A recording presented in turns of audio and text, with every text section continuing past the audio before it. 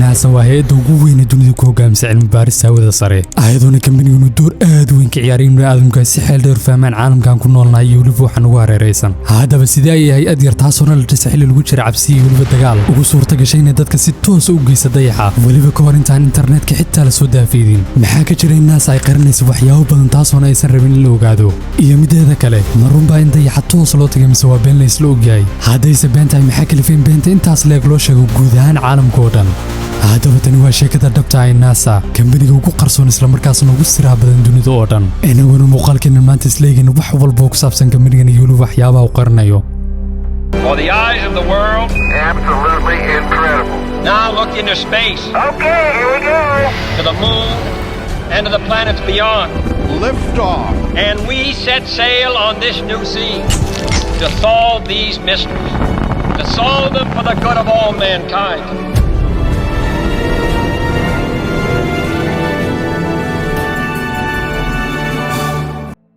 haddaba taariikhda NASA ayaa mid soo bilaabantay waqtigii lagu guda jiray dagaalkii koowaad ee dunida gaar ahaan taariikhda markaad 1915 waqtigaas waxaa jiray in Mareykanku waa mid ka gadaal maray awoodii waqtigaas jiray ee dalalka Yurub marka ay timaado dhanka hubabka oo tusaale ahaan marka la isbarbar dhigo hubabka culus ee waqtigaas oo ahaa diyaaradaha dagaalka Mareykanka ayaa mid aad ugu hooseeyay ayadoona wadamada Yurub sida Britain, France iyo weliba Jarmal ay ahaayeen kuwa horumar aad u weyn ka sameeyay marka ay noqoto dhanka diyaaradaha dagaalka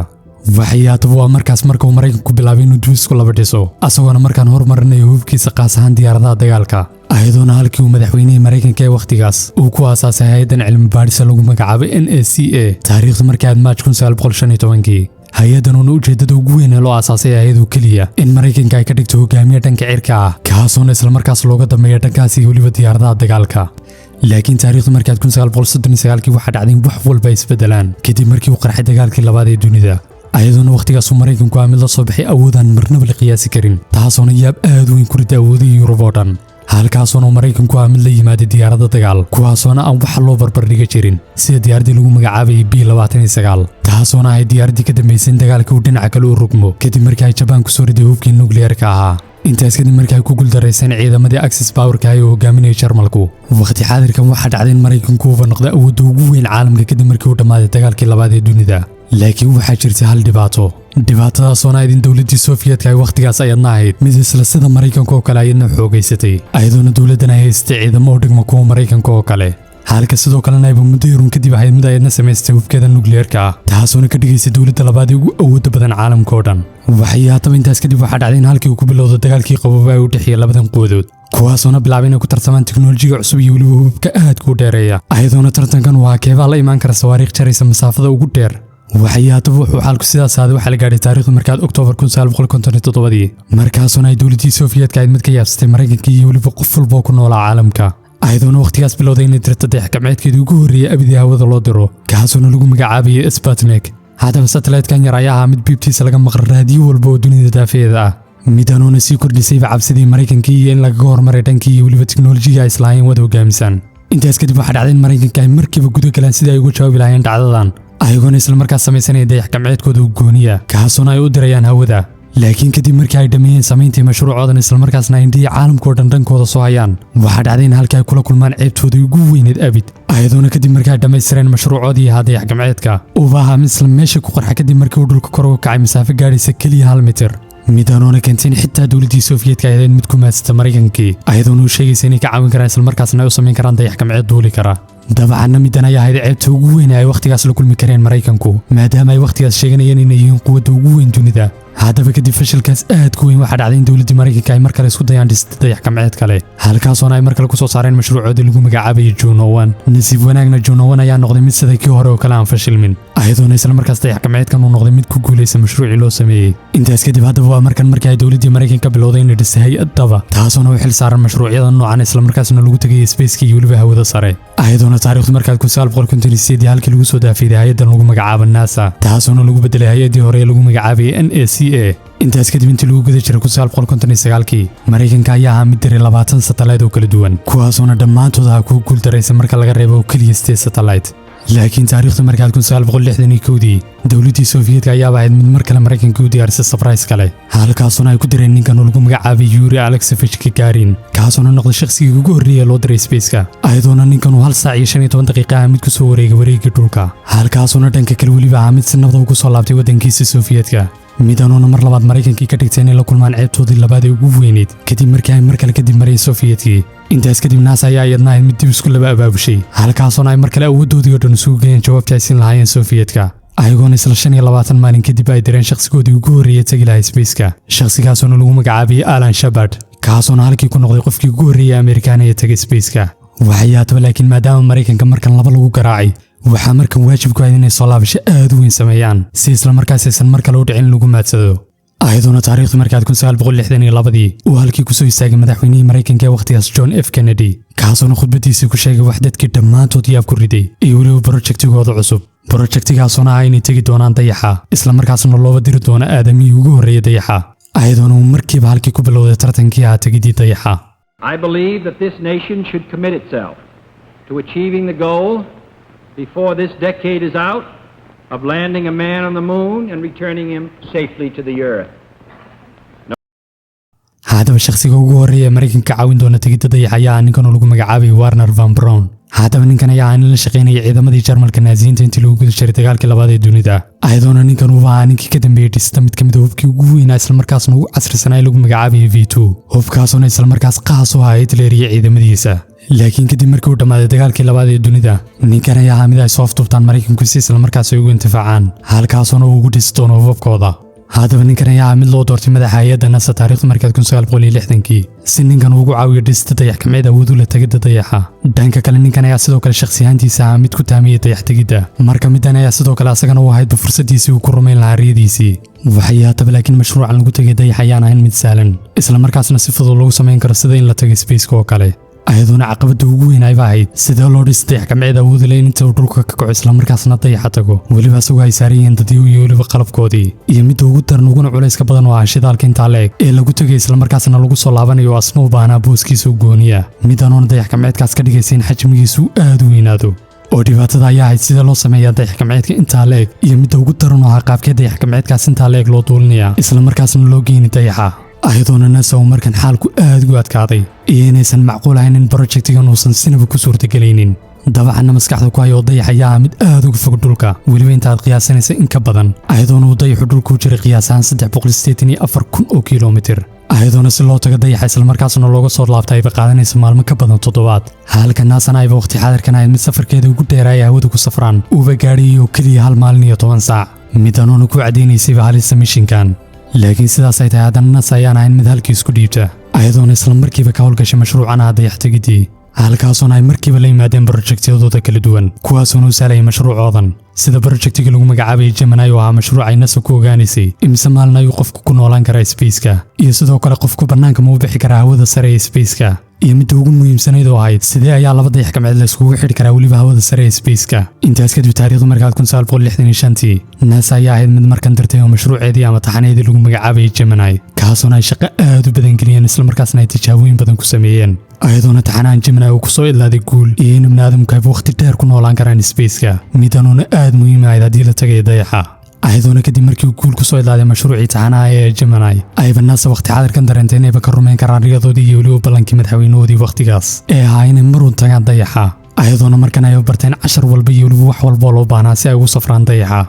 waxyaataba laakiin dhanka kale ninkii ka dambeeyay fikraddan tagida Dayaxa ee madaxweynihii waqtigaas John F Kennedy ayaa noqonin mid nasiib u yeeshay inuu arko qarankiisa oo sameyn doona taariikh sababtoo waxa dhacday ninkan la diray taariikhda markaad 1963 markaasuna ay NASA ahayd mid aan weli isku diyaarin tagidii Dayaxa intaas kadib dadaalo dheer oo ay samaysay NASA kadib ugu dambeyntii waxa dhacday in dadaaladaas ay horseedaan mashruucoodii ugu weyn ee lagu magacaabay Apollo mashruucan oo isla markaas midkii ugu dambeeyay Dayaxa si toos ah loogu tagayay dabcan inta aynan u gudagilin mashruucan Apollo iyo waliba qaabka ay sheegeen in Dayaxa loo tagay waxaan u baahan qaar badan oo idin kamid ah isweydiinayaan runaanshaha Dayaxa in la tagay in kale dabcan qofka yiraahdo lama tagin iyo kan yiraahdo waa la tagay wax qalad ma lahan sababtoo ah mawduucan in Dayaxa si toos loo tagay ayaa mid kamid ah mistariga ugu weyn taariikhda ayadoona dadyo badan ay aaminsan yihiin in la tagin Dayaxa halka sidaas la midana ay dadyo badan aaminsan yihiin runaanshaha dhacdadan iyo in la tagay Dayaxa ayadoona dhanka kale markaas si xeel dheer u baadhal dhigi kara in runaanshaha mashruucan uu yahay mid xoog badanaya dabcan gadaalayankooda ogaan doona iyo cadeymaha xoog badan aan la iska indha tiri karin haddaba taariikhdu markay 1967 waxa dhacday in NASA ay markan ka howlgasho mashruucoodii ahaa Apollo 1 halkaasuna ay ayaan ku tijaabadan u diyaariyay saddexdan nin ee kala ah Gus Garrison, Edward White iyo weliba Roger Jaffee. laakiin nasiib xumo waxa dhacday intii lagu guda jiray tijaabadii saddexdan nin ay ayaan ku gudii dayax-gacmeedka ku jira oo dayax-gacmeedkoodii ahaa mid gudihii ka gubta ayadoona markiiba halkii dab isku qabsaday midanoona kalifteen halkii ay ku wada dhintaan dhammaan saddexdii nin maadaama uu albaabkii gudaha isfuri waayay kulka awgii halka oksijiintii gudaha ku jirtayna ay ahayd mid kalifteen dabkii markiiba isqabsado. haddaba dhacdadan aad ku fashaxon kadib waxa dhacday in NASA ay dib u dhigto mashruucyadeedii kale ee u diyaarsanaa halkaasoona ay markale dib soo abaabul samaysay inaysan dib u soo laaban dhacdadan oo kale. intaas kadib waxa dhacday in NASA ay sameeyeen mashruucyadii ku xigay Apollo 1 ee kala ahaa Apollo 2 iyo Apollo 3 ayagoona ku booday mashruucii ahaa Apollo 4 oo asna ahaa mashruuc tijaabo kaasoona aysan saarnayn waxdada halka sidoo kalena ay raaceen laba kale oo mashruuc oo ayagna ahaa kuwa aysan sidoo kale saarnayn waxdada mashruucyadaasuna kala ahaa Apollo 5 iyo weliba 6 ayadoona mashruucan xigay Apollo 7 oo halkii ku noqon doono mashruuca koowaad ee Apollo ah kaasoona ibni aadam loo diri doono. dabcan NASA ayaa ahayd mid guuldarradeedii casharo badan ka baratay ayadoona dayax-gacmeedkan lagu magacaabo Apollo 7 ay u diyaariyeen qaab dhammaystiran isla markaasna aad looga shaqeeyey. haddaba waxa dhacday in halkii lagu diyaariyay saddexdan nin ee kala ah Wally Schirra, Walt Cunningham iyo weliba Don F.S.Ely raganoona markan dayax-gacmeedkooda la tegi doona hawada sare ee spaceka halkaasoona ay kusoo gudanayaan waajibaadkooda iyo weliba tijaabadii loo diray. ugu dambeyntiina waxa dhacday in mashruucii Apollo 7 uu halkii guul ku soo idlaado ayadoona Apollo 7 uu gogol xaad weyn u noqday in markan si nadiif loo tagi karo dayaxa. waxyaataba laakiin isla 1968 waxa dhacday in Mareykankii uu soo gaadhay warshaga in Soviyetka ay markale rabaan inay tagaan dayaxa ayagoona weliba isku diyaarinayeen mar kale ay Mareykankii intaasoo dhan diyaargarow ku jiray ay ka hormaraan laakiin Mareykanka ayaa mid markan aan bahdil dambe u dulqaadan karin ayagoona mishiinkan ay dayax-tegidda ay markan naftooda agdhigayaan halkaasoona ay markan ku qasbanaadeen in wax walba ay markan soo dedejiyaan halkaasoona markiiba ay NASA mid diyaarisay mishiinkeedii xigay ahaa Apollo 8 kaasoona markan noqon doona midkii wax walba go'aamin lahaa. haddaba waqti xaadirkan masaafada ugu dheer ay NASA jartay inta lagu guda jiray mashruucan space travelka ayaa ah masaafo gaadhaysay oo keliya 1365 kilomitir ayadoona dayax-gacmeedkan Apollo 8 waqtigaas laga rabay inuu gaadho masaafo gaadhay 386,000 oo kilomitir ayadoona dhanka kale NASA laga rabay dhisida dayax-gacmeedka ugu weyn ay dhisi karaan waqtigaas si isla markaas ay hadafkaas u gaadhaan oo dabcan mashruucan ayaa ahaa mid aan sinaba u sahlanayn. nasiib wanaagna mashruucan Apollo 8 ayaa ahaa mid ku soo ilaaday guul taariikhi ah ayadoona mishiinkan uu noqday mid qaatay 6 maalin halkaasoona ay si nabada dayaxii ugu soo dulwareegeen. intaas kadib waxaa isxigxigay Apollo 9 iyo weliba 10 kuwaasoona ayaguna ahaa kuwa si toos dayaxa loogu tegayey oo Apollo 10 ayaa ahaa mid xitaa u diyaarsanaa inuu dul tago dayaxa korkiisa asagoona dayax-gacmeedkan u jira dayaxa keliya 15 kilomitir laakiin mishiinkan ayaa ahaa oo keliya tijaabo ayadoona dhammaan tijaabooyinka loo daray uu ahaa mid ku guulaysta tijaabooyinkaasuna ay ku jirtay in TV live laga soo geli karo dayaxa korkiisa si dhammaan dadka dhulka jooga ay u daawadaan livekaas iyo weliba waxa ka dhacaya dayaxa korkiisa. waxyaataba saaxiibayaal haddii aad ka hesheen muuqaalada noocan oo kale ah fadlan xuraha inaad nagu soo biirto sidoo kalena channelka subscribe saarato si aad isla markaas u hesho muuqaaladan aadka u xiisaha badan ee aan kusoo gudbino channelkan aanu gudagalno muuqaalkeennan. ugu dambeyntiina waxa dhacday in la soo gaadhay taariikhdu markaa July 16 1969 maalintaasoo ay dhici doonto mid ka mid ah dhacdadii ugu weynaa taariikhda aadamaha iyo weliba mishiinkii ahaa Apollo 11 kaasoona si toos loogu tegay dayaxa ayadoona mishiinkan ay hogaaminayeen raggan kale ah Neil Armstrong, Buzz Aldrin iyo weliba Michael Collins halkaasoona maalintaas ay malaayiin qof oo ku kala nool dunida daafeeda ay ahaayeen kuwa daawada kicitaankii dayax-gacmeedka lagu magacaabayay Apollo 11 kaasoona la filayay in si toos u dayaxa u tegi doono. dabcanna waxa dhacday in isla 4 maalin gudahoodba taariikhda markaa 20 July 1969 ay gaadhaan dayaxii korkiisa halkaasoona Aldrin mid si nabada dayaxii korkiisa u caga dhigay dayax-gacmeedkii ay saarnaayeen ayadoona waqti xaadirkaas ay si live dhacdadan u daawanayeen dadii ku dhaafay 650 milyan oo qof halkaasoona Neil Armstrong mid ka soo degay dayax-gacmeedkii halkiina uu si nabada ugu dul istaagay dayaxii korkiisa ayadoona uu halkii ku noqday shakhsigii ugu horreeyay ee cagta dhiga dayaxa korkiisa. intaas kadib raggan ayaa ahaa kuwa dayaxii korkiisa ku qaatay muddo 2 saac iyo weliba 40 daqiiqo ah ayagoona halkii dayaxii korkiisa ka taagay calankii Mareykanka halka sidoo kalena ay dayaxii ka soo qaadeen qaybo ka mid ah dhagaxaantiisa si ay dhulka ugu soo celiyaan isla markaasna baaritaan loo mariyo. ugu dambeyntiina taariikhdu markaa 24 July 1969 waxa dhacday in raggan ay si nabad ugu soo laabtaan dhulkii ayagoona soo laabashadoodii kadib raggan halkii ku noqday qaar ka mid ah shakhsiyaadka ugu muhiimsan halkaasuna markiiba magacoodii hawada isku shareeray. intaas kadib NASA ayaa dhanka kale ahayd mid guushan aad ku weyn kadib halkii ka sii waday mashruucoodii ahaa Apollo halkaasoona ay guda gashay inay dhammaystiraan mashruucoodan ahaa Apollo mashruucanuna ay ka dhibnaayeen 6 mishin oo kale halkaasoona NASA isla muddo kadib ay ahayd mid mar kale dirtay mashruuceedii xigay ee Apollo 12 mashruucaasuna si guul ugu soo ilaaday inay weliba dul tagaan dayaxii mar kale isla sidii mashruucii hore oo kale ayagoona markan muujiyeen wax walba aysan ahayn keliya nasiib balse ay tahay wax si dhaba loo samayn karo. intaas kadib waxay saxiixeen mashruucyada kale ee kala ahaa Apollo 13, 14, 15 iyo weliba 16 ilaa ugu dambeyntii ay mishinkoodii Apollo kusoo gabagabeeyeen mashruuciiha Apollo 17 kaasoo ay direen taariikhda markaad 1972 halkaasoo mishinkan uu ku noqday mishinkii ugu dambeeyay aadamuhu ay Dayaxa korkiisa ku tagaan haddaba intaas kadib maxaa dhacay oo ayna soo joojiseen mar dambe ay Dayaxa tagto kadib Apollo 17 dabcan arrinkan waxaa kalifay sababo dhowr oo kala duwan sababahaas inay ugu horreyseen kharash aad u badan oo kaga baxay tegidda Dayaxa oo tusaale ahaan hal mishin oo keliya ayaana soo fadhiyay lacag gaadhay maanta aan 2 ilaa 3 bilyan oo dollar halka sababta kalena ay waqtigaas waa mid dagaalkii qaboway lagu guda jiray waa mid kala qabowgo iyo waliba arrinka kale oo ahayn xiisii shacabka uu hoos u dhacay kadib markii marar badan oo isku xigay la tagay Dayaxii haddaba middan ayaa kaliftay NASA aysan mar dambe Dayaxii u laabanin muddo gaadhaysa 53 sano ilaa laga soo gaadho bishan aan ku guda jirnay Abriil halkaasoo ay NASA mar kale go'aansatay inay bal dib u booqato Dayaxii ayadoo bishan kowdeedii halkii ku dartay mashruuceeda lagu magacaabay Artemis 2 mashruucan oo la aaminsan yahay inuu noqon doono Apollo kale ayadoo aadamaha mar kale dib loogu celin doono Dayaxa ayadoo haddii uu mishinkan guuleystay mar kale dhici doonto in aadamaha uu cagta saaro Dayaxa kadib 53 sano kadib halka sidoo kalena mashruucan gudihiisa saldhigga la dhisi doono iyo in laga shaqeyn Mars la dego mustaqbalka dhow dhanka kale NASA ayaan ahayn mid maanta keligeed shaqaysa ayadoona hay-addan ay la howlgalaan kambaniyada kale ah SpaceX iyo Blue Origin waxay haddaba laakiin sidaas ay tahay dad badan ayaa ilaa maanta aaminsan in sawirkan meeshan ka muuqda ee ah in Dayaxa si toos cagta loo dhigo uu yahay arrin been abuura ayadoona dadyo aad u badan ilaa maanta aamin lahayn arrinka run ahaanshihiisa halka qaar badanna ay aaminsan yihiin in arrinkan uu yahay arrin studio lagu duubay isla markaasna filin ahaana ayagoona dadkan ay daliishanayaan waxyaabaha ay arkeen ee ah in calanku dhaqdhaqaaqayo in xidigu aysan muuqan iyo waliba hooskii dadkii dul socday Dayaxa midanoona ku kaliftay shakiyo aad u badan haddaba su'aalahaas jawaabahooda ayaa ah waa midda koowaad in calanka loogu talagalay in qaabkaas la moodayn dabaylaha luxayso uu ahaado oo qaabkaas ayaaba loo sameeyey maadaama aysan hawada sare jirin wax dabayla isla markaasna muujinaysa calanka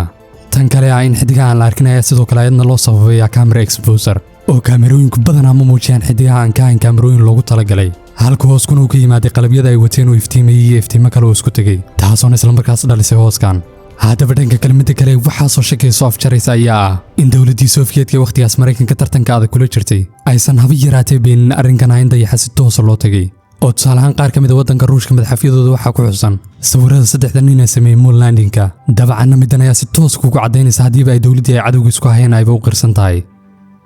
dhanka kale haddii aanu nimaadno waxyaabaha kale ee lagu tuhmay NASA ay qarinaysa ayaa ah in dadyo badan ay sidoo kale rumaysan yihiin in NASA ay heshay nooleyaal kale oo nugula nool koonkan sida noolaha lagu magacaabo alienska laakiin ay qarinayso laakiin xaqiiqada ayaa in NASA aysan weligeed soo bandhigin caddayn sheegaysa inay jiraan nooleyaal kale ayagoona mar walba sheegay inay ku guda jiraan raadinta nooleyaashaas kale laakiin waqti xaadirkan aysan wax noole ah kala helin dabcanna waa la dhihi karaa waa suurtagal inay jiraan nooleyaashaas kale laakiin caddayn dhab oo caddaynaysa jiritaankoodaas waa maya